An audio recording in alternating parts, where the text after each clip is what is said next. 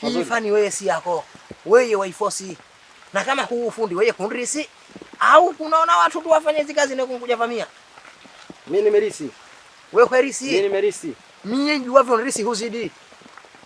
Wewe toka asubuhi ulipokuja ndo kwanza una bale hili.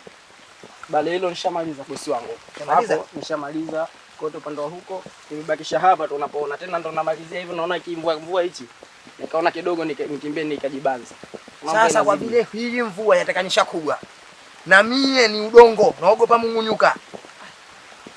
Basi itabidi nikuache, lakini kikubwa nikwambie kama tunkubaliana 30,000. Ndio ucheuke bosi wangu. Nishamaliza nikupe 20,000 tu. Shanza habari. Kazi ulinipa ile ngwanda ile kule ambayo nilikarafati toka juzi, umenipa 15,000.